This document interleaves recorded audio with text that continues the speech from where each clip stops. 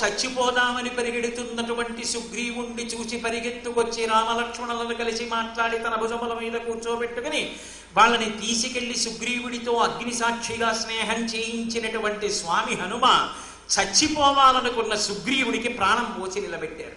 స్వామి హనుమ ఎక్కడ ఉన్నారో అక్కడ చచ్చిపోతున్నవాడు బతికాడు. మళ్ళీ ఇన్ని నెలలు గడిచిపోయాయి. ఎవరు దక్షిణ తీరానికి వెడతారంటే ఆ దక్షిణ దిక్కుకు వెళ్ళినటువంటి వానర సమూహం అంతా కూడా ఒక బిలంలోకి చేరిపోయి సుగ్రీవుడిచ్చినటువంటి కాలం దాటిపోతే వెనక్కి వెడితే సుగ్రీవాజ్ఞ శిరచ్ఛేదం చేసేస్తాడు. ఆఖరికి పిరికితనంతో అంగదాదులు ప్రాయోపవేశం చేస్తామంటే మళ్ళీ వాళ్ళకి ధైర్యం చెప్పి నేను 100 యోజనముల సముద్రాన్ని దాటి వెడతానని ప్రతిజ్ఞ చేసి రామార్థం వానరార్థం చకీర్షం కర్మదుష్కరం సముద్రస్య పరంపారం దుష్ప్రాపం ప్రాప్తుమిచ్చతి అంటారు. తన కొరకు కాదు, రాముడి కోసం, వానరుల కోసం, మహానుభావుడు వానర జాతి ప్రతిష్ట కోసం, తనని నమ్ముకున్న వాళ్ళకి ప్రాణభిక్ష పెట్టడం కోసమని 100 యోజనముల సముద్రాన్ని దాటి వెళ్ళారు. తీరా వెళ్ళిన తరువాత లంకాపట్టణాన్నంతటినీ అన్వేషించి సీతమ్మ జాడ కనిపెట్టి శిశుపావృక్షం కింద కూర్చొని ఉన్నటువంటి సీతమ్మ యొక్క శీల వైభవానికి మురిసిపోయి తుల్యశీల అని ఆ సీతమ్మ యొక్క వైభవం చెప్తూ త్రైలోక్య రాజ్య సంపన్న 3 లోకములలో ఉన్నటువంటి ఐశ్వర్యమంతా కూడా నాప్నుయాత్కలాం సీతమ్మ తల్లిలో 16వ వంతుకు సరిపోదని ఆయన మురిసిపోతున్నటువంటి సమయంలో అకస్మాత్తుగా సీతమ్మ లేచి సీతాధ వేణ్యుద్గ్రహణం గృహీత్వా ఉద్బధ్య వేణ్యుద్గ్రథనీన శీఘ్ర అహంగమిష్యామి యమస్య మూలం అని, నేను యమ సన్నిధానానికి వెళ్ళిపోతాను, ఇక్కడ నేను ఇంకా బ్రతకలేను. ఆవిడికి తెలియదా ఆత్మహత్య చేసుకోకూడదని? కానీ అక్కడ ఆఖరికి చచ్చిపోదామంటే చావనివ్వడు రావణుడు. తాను ఎలా కోరుకుందో అలా బ్రతుకుదామంటే బ్రతకనివ్వడు. ఈ రెండిటి మధ్య క్షోభపడిపోయింది తల్లి. అసలు రామాయణంలో కష్టం ఎవరిది అని అడిగితే రామచంద్రమూర్తిది కాదు.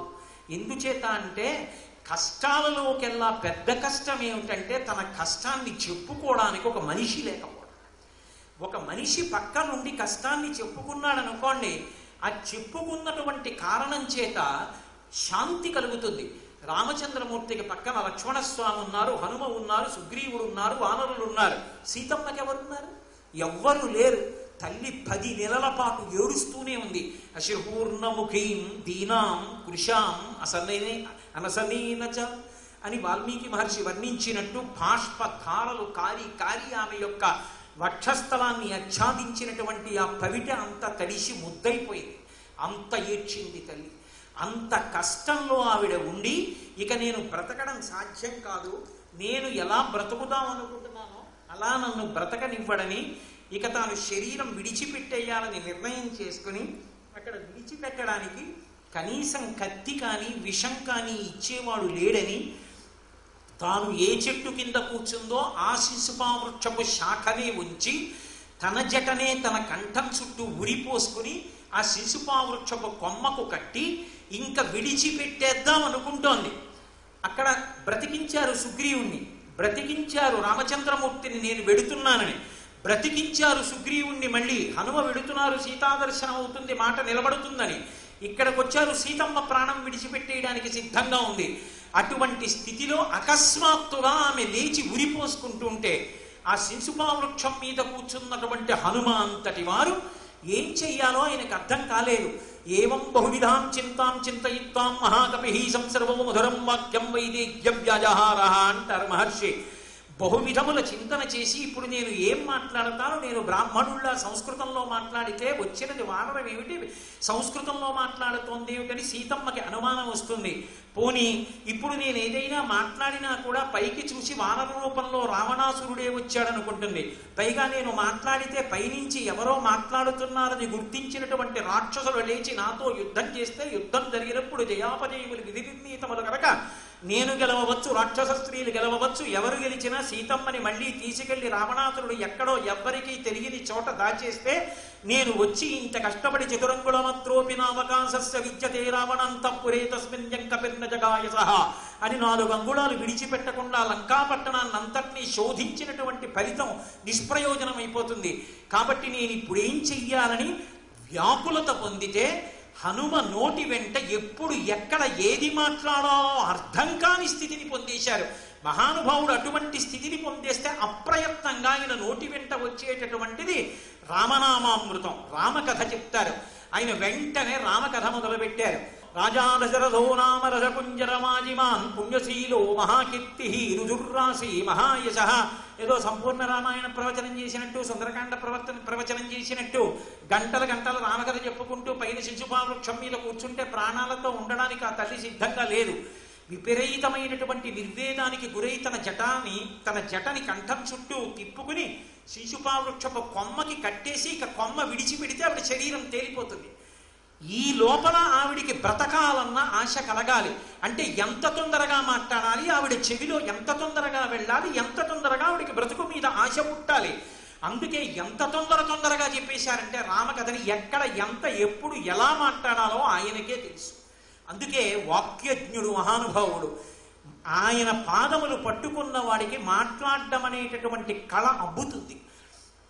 పైన కూర్చుని అన్నారు, ఒకానొకప్పుడు కోసల దేశాన్నంతటినీ కూడా అయోధ్యా పట్టణాన్ని రాజధానిగా చేసుకుని పరిపాలించినటువంటి దశరథ మహారాజు గారి కొన్నటువంటి కౌసల్య, సుమిత్ర, కైకేయి అనబడేటటువంటి పత్నుల యందు సంతానము కలగకపోతే అశ్వమేధయాగం చేసి పుత్రకామేష్టి యందు ప్రసన్నుడైనటువంటి యజ్ఞపురుషుడిచ్చినటువంటి పాయస పాత్రలోని పాయసాన్ని భార్యలకి ధార్మికంగా పంచిపెట్టిన కారణం చేత దశరథ మహారాజు గారి యొక్క తేజస్సు వారి భార్యల యందు ప్రవేశించినప్పుడు ఫలదీకరణమై రామలక్ష్మణ భరత శత్రుఘ్నులు జన్మించి వారు దినదిన ప్రవర్ధమానమవుతున్నటువంటి సందర్భంలో రాముడికి యవ్వరాజ్య పట్టాభిషేకం చెయ్యాలని దశరథ మహారాజు గారు నిర్ణయం చేసుకుని ఉండగా ముందు రోజు రాత్రి కైకమ్మ నిగ్రహించి 14 సంవత్సరములు రామచంద్రమూర్తికి వనవాసము, అదే ముహూర్తానికి భరతుడికి పట్టాభిషేకము జరగాలని గట్టిగా పట్టుపడితే తప్పనిసరి పరిస్థితిలో సత్యమునందు నిలబడాలనేటటువంటి కుతూహలంతో దశరథ మహారాజు గారు వరాలిచ్చిన కారణం చేత ధర్మమునందు సత్యమునందు తండ్రిని నిలబెట్టాలనేటటువంటి కుతూహలంతో రామచంద్రమూర్తి సీతమ్మతో లక్ష్మణస్వామితో అరణ్యవాసానికి వస్తే జనస్థానంలో రావణాసురుడు సీతమ్మని అపహరించి తీసుకొచ్చి కాంచనపట్టణం అయినటువంటి లంకాపట్టణంలో దాచి ఉంచితే తదనంతర కాలమునందు సుగ్రీవుడితో స్నేహం చేసి ఒక్క బాణంతో వాలిని కొట్టినటువంటి రామచంద్రమూర్తికి ప్రత్యుపకారం చెయ్యడానికి సుగ్రీవుడు అన్ని దిక్కులకు వానరులను పంపితే దక్షిణ దిక్కుకి అంగదుడి నాయకత్వంలో వచ్చినటువంటి కొన్ని లక్షల వానర వీరులు ఉత్తర తీరంలో విడిది చేస్తే సీతమ్మ తల్లి జాడ కనిపెట్టడానికి రాత్రి లంకాపట్టణాన్నంతటినీ అన్వేషించి చిట్ట చివర అశోకవనంలో శిశుపావృక్షం మీద కూర్చున్న నేను తెల్లవారుజావు కాలంలో యథావర్ణాం యథాలక్ష్మీం చరిష్యతాం అస్రౌషం రాఘవస్యాహం శైలమాసాదితామయా. రామచంద్రమూర్తి సీతమ్మ ఎటువంటి రంగుతో, ఎటువంటి చీరతో, ఎటువంటి ఆభరణములతో, ఎటువంటి కాంతితో ఉంటుందని నాకు చెప్పారో అటువంటి సీతమ్మని శిశుపావృక్షం కింద దర్శనం చేసి తరించి ఉన్నాను అని ఆగారు. ఎప్పుడైతే రామకథ వినబడిందో తనకు తెలిసున్న కథ, తెలియని కథ రెండూ వినబడ్డాయో తల్లికి ఒక్కసారి మళ్ళీ ప్రాణాల మీద ఆశ పుట్టి కంఠానికి వేసుకున్నటువంటి ఉరిని వదులు చేసి ఒక్కసారి పైకి చూసింది. చూసేటప్పటికి తతశాకాంతరే లీనం దృష్ట్వా చలిత మానస వేష్టిదర్జున వస్త్రం తం విద్యుత్ సంఘాత పింగళం. ఆ కొమ్మల మధ్యలో బంగారు మెరుగుల యొక్క ముద్దల కిందకి చూస్తూ చిన్న రూపంతో తెల్లటి వస్త్రాలు కట్టుకొని స్వామి హనుమ దర్శనమైంది. మహానుభావుడు అక్కడ చనిపోవడానికి సిద్ధపడినటువంటి సీతమ్మ తల్లికి మళ్ళీ ప్రాణభిక్ష పెట్టారు.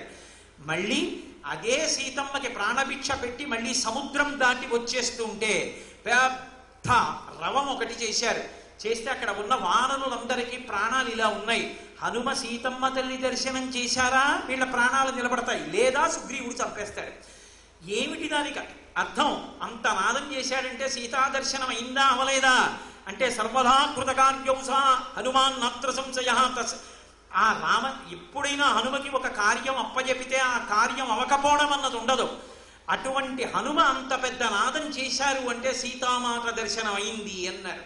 ఒక్కసారి ఆ సముద్రం నుంచి ఈవలి ఒడ్డుకి వస్తూ ఇన్ని లక్షల మంది వానరులు సీతమ్మ దర్శనం అయిందా లేదా అని ఎదురు చూస్తూ రక్తపోటుతో రక్తం పరుగులు తీస్తోంది రక్తనాళాలలో.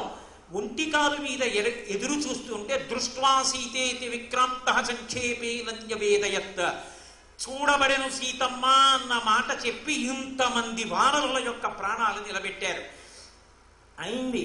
సీతమ్మ తల్లి నియతాం అక్షతాం సీతాం రఘమాయన్యవేదయత్ పరమనియమంతో శీలంతో సీతమ్మ తల్లి జీవించి ఉన్నదన్న శుభవార్త రామచంద్రమూర్తికి నివేదించి రామచంద్రమూర్తి ప్రాణాలు నిలబెట్టారు. రామచంద్రమూర్తి సంతోషించారు. సంతోషించిన తరువాత మళ్ళీ సముద్రానికి సేతువు కొట్టి ఈవలి ఒడ్డుకు వచ్చారు. వచ్చినప్పుడు ఇంద్రజిత్ బ్రహ్మాస్త్రాన్ని ప్రయోగించాడు. వానర వీరులందరూ పడిపోయారు. రామలక్ష్మణులు కూడా పడిపోయారు. ఒక్క ఇంద్రజిత్ యొక్క యుద్ధ వైభవం తెలిసిన్నవాడు కాబట్టి విభీషణుడు తప్పుకున్నాడు. బ్రహ్మాస్త్రము చేత బంధింపబడరు కాబట్టి మహానుభావుడు స్వామి హనుమ తప్పుకున్నారు. అందరూ పడిపోయారు. విజయఢంకా కూడా మోగించేశాడు రావణాసురుడు. అటువంటి సమయంలో చేతిలో కాగడా పట్టుకుని ఏ వీరుడు ఏ స్థితిలో ఉన్నాడో చూడడానికి వెడుతున్నారు. జాంబవంతుడు కనపడ్డాడు. వానర వీరులలో పెద్దవాడు. కన్నులు మూతలు పడిపోయి ఒళ్ళంతా అంగుళం స్థలం లేకుండా బాణాలు కొట్టేశాడు ఇంద్రజిత్. పడిపోయి ఉన్న వాడి దగ్గరికి వెళ్ళి విభీషణుడు కాగడా పట్టుకుని తాతా అని పిలిచాడు. జాంబవంతుడు కన్నులు విప్పాడు. విప్పి అన్నాడు, హనుమ కుశలమా అని అడిగాడు. తాతా, ఇన్ని బాణపు దెబ్బలు తిని రక్తమంతా పోయినటువంటి కారణం చేత నీకు శరీరంలో పైత్యం ప్రకోపించి బహుశः రామలక్ష్మణులు కుశలమా అని అడగవలసిన వాడివి హనుమ కుశలమా అని అడుగుతున్నామని అనుకుంటున్నాను. రామలక్ష్మణులు కుశలమా అని ఎందుకు అడగలేదన్నాడు. నాయనా, నేను రామలక్ష్మణులు కుశలమా అని అడగాలన్న విషయం జ్ఞాపకం లేక కాదు. యస్మిన్ జీవతి వీరేతు హనుమాన్ జుజ్జిత ప్రాణే జీవంతోపి వయం హతాః తస్మిన్ జీవతి వీరేతు హతమప్యహతం బలం హనుమాన్ జుజ్జిత ప్రాణే జీవంతోపి వయం హతాః. వానర వీరులందరూ పడిపోయినా సరే, నిహతులైపోయినా సరే, మృత్యువుని పొందినా సరే, హనుమ ఒక్కరు జీవించి ఉంటే వీళ్ళందరూ బ్రతుకుతారు. వీళ్ళందరూ బ్రతికి ఉన్నా సరే హనుమ ఒక్కరు శరీరాన్ని విడిచిపెట్టేస్తే వీళ్ళు బ్రతికి చనిపోయిన వాళ్ళే. అందుకే హనుమ బ్రతికి ఉన్నారా అని అడిగాను అన్నారు. ఇంకొకడైతే ఇంత పెద్ద కితాబునందుకున్నందుకు తాతా ఇక్కడే ఉన్నాను అని వక్షస్థలాన్ని విరిచి నిలబడతాడు. కానీ గబగబా కిందకు వంగి జాంబవంతుడి పాదములు పట్టుకొని తాతా హనుమ నీ కుశలం అడుగుచున్నాడు అన్నాడు. నాయనా, ఉత్తర క్షణం నువ్వు వేగాన్ని పుంజుకుని ఎక్కడో 100 యోజనముల సముద్రానికి ఆవలి ఉన్న కాంచనలంక నువ్వు ఉత్తర క్షణంలో బయలుదేరి హిమాలయ పర్వతాల్లో కైలాసానికి వృషభానికి మధ్యలో ఉన్నటువంటి ఓషధి లతలు ఉన్నాయి. మృత సంజీవని, విశల్యకరణి, సంధానకరణి, సువర్ణకరణి అని ఆ 4 ఓషధుల్ని తీసుకురావాలి. తీసుకొస్తే చచ్చిపోయిన వాళ్ళు బతుకుతారు. ఎవరి కోసం అవి తీసుకురాబడ్డాయో వాళ్లే బతుకుతారు. అందుకే రాక్షస వీరులు బ్రతకలేదు. కాబట్టి ఆ ఓషధుల్ని నువ్వు తీసుకురా. మృత సంజీవని చచ్చిపోయిన వాళ్ళు బ్రతుకుతారు. విశల్యకరణి బాణముల యొక్క చివరి భాగములు శరీరములలో ఉండిపోయి బాధపడుతున్న వాళ్ళ శరీరముల నుండి బాణపు ములుకులు కిందకి నేల రాలిపోతాయి. అలాగే రక్తమంతా ఓడిపోయి వివర్ణమైన వాళ్ళలోకి మళ్ళీ రక్తము ప్రవేశించి కాంతి పుంజుకుంటారు. ఎముకలు విరిగిపోయిన వాళ్ళకి ఎముకలు అంటుకుంటాయి. ఈ 4 చెయ్యగలిగినటువంటి 4 ఓషధులు ఉన్నటువంటి సంజీవని పర్వతాన్ని ఉత్తర క్షణంలో తీసుకురమ్మన్నారు. ఆ ఓషధులను తీసుకురమ్మన్నారు. అంతే, ఒక మెరుపు మిరిసినట్టయిందంటే మహానుభావుడు ఇక్కడి నుంచి బయలుదేరి వెళ్ళిపోయారు. తిన్నగా వెళ్ళిపోయి కైలాస పర్వతం దగ్గర వాలితే ఆ కైలాస పర్వతానికి వృషభానికి మధ్యలో ఉన్నటువంటి సంజీవని పర్వతం తన ఓషధుల్ని ఇవ్వడానికి ఇష్టపడక ఓషధుల ప్రకాశాన్ని అణిచివేసి కనపడకుండా చేసింది. రామకార్యానికి పనికి రాకుండా దాక్కుంటారా అని సంజీవని పర్వతాన్ని పెల్లగించి తీసుకొచ్చి లంకాపట్టణంలో యుద్ధభూమిలో దింపి మళ్ళీ వానర వీరులందరూ బ్రతికేటట్టు చేశారు. అప్పుడే చెప్పాడు ఇంద్రజిత్, వానర వీరులందరూ నిహతులైపోయారు నాన్నగారు, మనకి స్వాధీనమైపోయింది, ఇక మీరు యథేచ్ఛగా మీ కోరిక తీర్చుకోవచ్చని. ఆయన చెప్పినంతసేపు పట్టలేదు. వానర వీరులందరూ మళ్ళీ పైకి లేచి జై శ్రీరామచంద్రమూర్తికి జై అంటున్నారు. వచ్చి చూశారు. స్వామి హనుమ తెచ్చినటువంటి సంజీవని పర్వతాన్ని మళ్ళీ తీసుకెళ్లి యథాస్థానంలో ఉంచారు. ప్రకృతిలో పరమేశ్వరుడు ఎక్కడ దేన్ని ఎలా ఉండాలని నిర్ణయం చేశాడో దాన్ని కార్యానికి వాడుకోవచ్చు తప్ప స్వార్థ ప్రయోజనంతో తెచ్చిన దాన్ని తెచ్చిన చోట వదిలేయడం నిర్లక్ష్యం. అందుకే దేశకాలానువృత్తిశ్చనయశ్చనయ పండిత, ఎక్కడ ఎలా ప్రవర్తించాలో తెలిసిన మహాపురుషుడు కనుక ఆయన వెంటనే సంజీవని పర్వతాన్ని మళ్ళీ తీసుకెళ్లి దాన్ని యథాస్థానమునందు ఉంచేశారు. ఉంచేసి తిరిగి వచ్చారు. ఆనాడు స్వామి హనుమ ఇంత కార్యాన్ని చేసి ఉండకపోతే వానర సైన్యం సమూలంగా నశించిపోయి ఉండేది. మహానుభావుడు హనుమ వలన మళ్ళీ వానర సైన్యం అంతా బతికింది, రామకార్యం నడిచింది. ఇంద్రజిత్తు నికుంభల హోమాన్ని పూర్తి చేస్తే ఇక ఆయన్ని పట్టుకోగలిగినటువంటి వాడు లేడు. అటువంటి వాడు నికుంభల హోమాన్ని పూర్తి చేసేస్తున్నాడు. పూర్తి చేస్తుంటే ఆయన మనసు దాని యందు నిలబడకుండా ఉండాలి అంటే ఏం చెయ్యాలి ఆలోచించి నల్లమేకని నోటితో పట్టుకుని చీల్చి దానిలో ఉన్నటువంటి రక్తమాంసములను హవిస్సుగా ఇస్తాడు. ఇచ్చాడా పూర్తయిపోతుంది. అలా ఇవ్వకమునిపే ఆ కూర్చున్నటువంటి స్థానము నుంచి లేచిపోయేటట్టుగా చెయ్యడం కోసమని అక్కడ ఉన్న రాక్షసులందరినీ పీడించారు. వాళ్ళందరూ చేసినటువంటి హాహాకారముల చేత మనసు నిలబడక ఇంద్రజిత్తు కూర్చున్నటువంటి స్థానంలోంచి వెళ్ళిపోయి హనుమతో యుద్ధం చేసి రాక్షసుల్ని రక్షించాలనుకున్నాడు. యజ్ఞం పూర్తవకుండా లేచిపోయాడు కాబట్టి లక్ష్మణస్వామి చేతిలో ఇంద్రజిత్తు నిహతుడు కాగలిగాడు. అంటే మళ్ళీ రామలక్ష్మణుల ప్రాణములు నిలబడి రామకార్యం సాధించడానికి వీలైనటువంటి రీతిలో ఇంద్రజిత్తు సంహరింపబడడానికి కావలసిన నేపథ్యాన్ని ఏర్పాటు చేసిన వారు కూడా స్వామి హనుమయే. చిట్ట చివర 14 ఏళ్లు పూర్తయిపోయిన తరువాత రామచంద్రమూర్తి తిరిగి రాకపోతే నేను సరయూ నదీ ప్రవేశం చేస్తానని ప్రతిజ్ఞ చేసినటువంటి భరతుడు 14 ఏళ్లు పూర్తయిపోతున్నాయి, రామచంద్రుడు రాలేదని బెంగ పెట్టుకుంటుంటే ముందు హనుమ వెళ్ళి పుష్యమీ నక్షత్రంలో రామచంద్రమూర్తి వచ్చేస్తున్నారని చెప్పి ఆ శుభవార్త భరతుడికి చెప్పి భరతుడు ప్రాయోపవేశం చెయ్యకుండా భరతుడి ప్రాణములు నిలబెట్టినటువంటి వారు మహానుభావుడైనటువంటి హనుమ. శ్రీరామాయణం అంతటా కూడా హనుమ ఎక్కడ కనపడతారో అక్కడ ప్రాణములు రక్షింపబడతాయి. అందుకే ఇప్పటికీ సుందరకాండ ఎందుకు పారాయణ చేస్తారంటే 2 కారణములు. సుందరకాండ యందు హనుమ యొక్క కంఠం చేతనే ఎక్కడెక్కడ ఎప్పుడెప్పుడు ఎంతెంత వరకు రామ కథ చెప్పబడాలో అంతంత చెప్పబడింది. 2 రామ కథ ఎక్కడ చెప్పబడుతుందో అక్కడ చచ్చిపోయే వాళ్ళు బతుకుతారు. 2 ఎక్కడ హనుమ యొక్క వైభవం కీర్తింపబడుతుందో హనుమ వస్తారో అక్కడక్కడ తప్పకుండా లోకమునకు శుభం జరుగుతుంది. అందుకే రామాయణం మీద ప్రవచనం చేసిన, సుందరకాండ పారాయణ చేసిన, శృంగగిరి పీఠాధిపత్యం వహించినటువంటి చంద్రశేఖర భారతీ మహాస్వామి వారు పక్కన వేరు ఆసనం వేసి దానికి పాదపీఠం పెట్టి ఆసనంలో మల్లెపూలు వేసిన తరువాత పారాయణ ప్రారంభం చేసేవారు. ఎందుచేత అంటే అంత గొప్పవారైన హనుమ కేవలం తనను కీర్తించినంత మాత్రం చేత రారు. ఎత్ర ఎత్ర రఘునాథ కీర్తనం తత్ర తత్ర కృతమస్తకంజలిం భష్పమారి పరిపూర్ణలోచనం మారుతిం నమత రక్షసంతకం. ఎక్కడెక్కడ రామచంద్రమూర్తి యొక్క గుణగానము జరుగుతుందో, ఎక్కడ రామనామము చెప్పబడుతుందో అక్కడక్కడ సంప్రీతి చెందినటువంటి హనుమ వచ్చి కూర్చుంటారు. ఎక్కడెక్కడ హనుమ వచ్చి కూర్చుంటారో అక్కడక్కడ చచ్చిపోయే వాళ్ళు కూడా బతుకుతారు. అంటే చచ్చిపోయేవాడు కూడా బతుకుతాడు అంటే ఇంకా అసలు ఎవరి దుఃఖమైనా తీర్చగలిగినటువంటి గొప్ప లక్షణము స్వామి హనుమయందు ఉన్నది. అందుకే వాయుపుత్రుడు కనుక, వాయువే ప్రాణము కనుక ప్రాణములు పోయే వాళ్ళకి కూడా ప్రాణం పోస్తారు మహానుభావుడు. అంతటి గొప్ప లక్షణం ఉన్నవారు. ఆయన లాంటి ఇంద్రియ నిగ్రహం ఉన్నవాడు లోకంలో కనబడడు. స్వామి హనుమ యొక్క ఇంద్రియ నిగ్రహం గురించి చెప్పకుండా చెప్పడం అంటే వాల్మీకి మహర్షికే చెల్లింది. ఒక చోట సుందరకాండలో రావణాంతఃపురాన్ని వర్ణిస్తూ ఒక మాట అంటారు.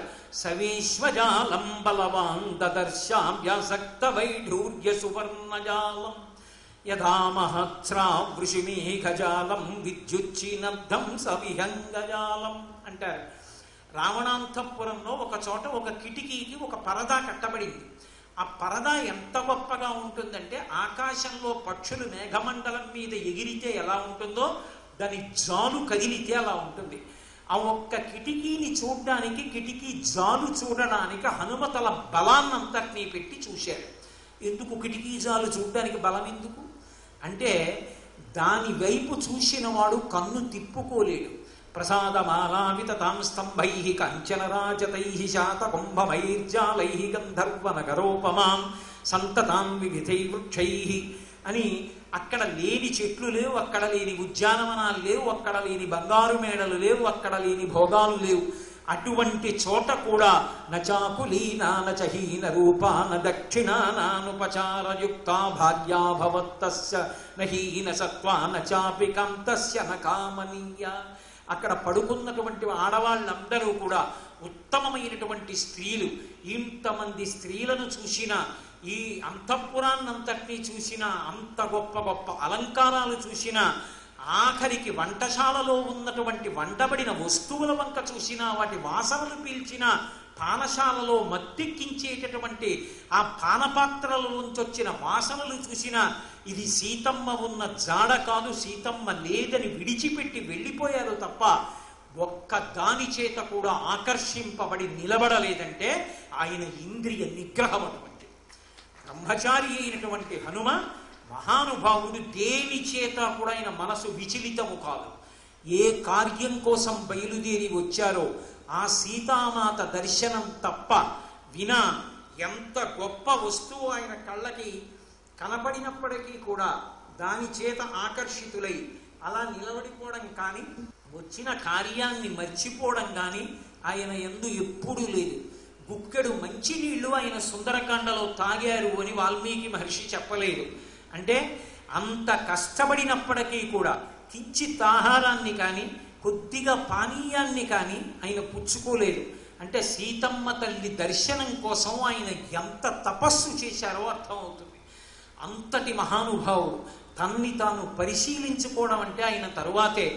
ఇంత చేసినా సీతమ్మ తల్లి దర్శనం కాకపోతే అందుకు చదువుతారు సుందరకాండ. చిన్న కష్టం వస్తే మృత్పిండం నేల మీద పడితే నేలకు అంటుకుపోయినట్టు అంటుకుపోతాం. అదే స్వామి హనుమ అయితే బంతిపైకి లేచినట్టు లేస్తారు.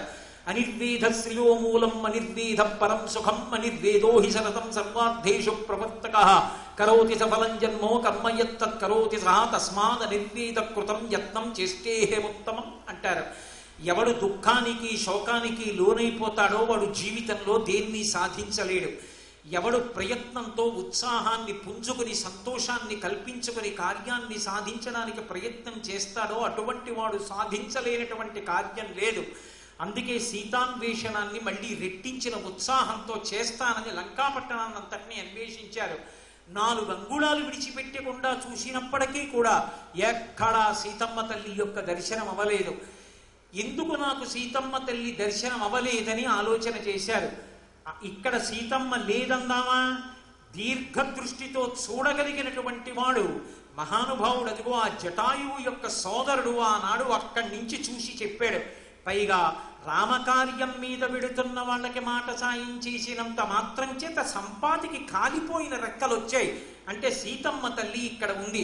సంపాతి చెప్పిన వాక్యము సత్యము కాబట్టి సీతమ్మ ఉన్నది. మరి దోషం ఎక్కడున్నది? ఎక్కడో నా ప్రయత్నంలో దోషం ఉన్నది. ఓ నేను బయలుదేరినప్పుడు నమస్కారం చేసినప్పుడు సీతమ్మకి నమస్కారం చెయ్యలేదు. నా ప్రయత్నము చేత సీతమ్మ నా చేత చూడబడుతుందనుకున్నాను తప్ప సీతమ్మ అనుగ్రహము చేత సీతమ్మ నా చేత చూడబడాలని నేను అనుకోలేదు. ఇది నా దోషం అని నమోస్తు రామాయ సలక్ష్మణాయ దేవ్యై చ తస్యై జనకత్మజాయై నమోస్తు రుద్రేంద్రయమానినేభ్యో నమోస్తు చంద్రార్కమరుద్గణిభ్యః అని దేవతాగణాలకి సీతమ్మకి రామచంద్రమూర్తికి అందరికీ నమస్కరించి వెంటనే అక్కడ ఉన్నటువంటి అశోకవనానికి వెళ్ళి శిశుపావృక్షం మీద కూర్చున్నంత మాత్రం చేత తల్లి సీతమ్మ యొక్క దర్శనమైంది. ఎంత శీల వైభవంతో తల్లి అవ్యక్త రేఖామివ చంద్రరేఖాం పాంసు ప్రసిద్ధామివ హేమరేఖాం క్షత ప్రరూఢామివ బాణరేఖాం వాయుప్రభిన్నామివ మేఘరేఖాం అని భర్త పక్కన లేని కారణం చేత అపారమైన శోకంతో ఉంటుంది నా తల్లిని భావించారో ఆ భావన ఎలా చేశారో అలాగే సీతమ్మ శిశుపావృక్షం కింద దర్శనమిచ్చింది. పొంగిపోయారు మహానుభావుడు. హనుమయందు ఉన్న గొప్పతనం ఏమిటంటే సీతమ్మ తల్లిని ముట్టుకోకుండా సీతమ్మ తల్లి యొక్క కళ్ళ నుంచి కారుతున్నటువంటి నీటి బిందువుల్ని తన వేలితో తుడవడం కాదు, ఆమెకి రామకథ చెప్పారు. రామకథ చెప్తే తల్లి ఒకటి అడిగింది, అసలు నరులకు వానరులకు సమాగమం ఎలా కుదిరింది? యాని రామస్య లింగాని లక్ష్మణస్య చ వానరా తాని భూయ సమాచత్వా నమాంశోక సమావిశేత్ అంది. ఏది రాముడు ఎలా ఉంటాడో లక్ష్మణుడు ఎలా ఉంటాడో నాకు చెప్పు. అధాంగ పూజలో పాదముల నుంచి శిరస్సు వరకు చెప్పినట్టు త్రిస్థలం భజ్జా అని రాముని యొక్క శరీరాన్నంతటినీ కూడా కింద నుంచి పైకి పైనుంచి కిందకి వర్ణించడం కాదు, రాముని యొక్క వైభవాన్ని చెప్పారు. సర్వం శ్రీ ఉమామహేశ్వర పరబ్రహ్మార్పణమస్తు. స్వస్తి.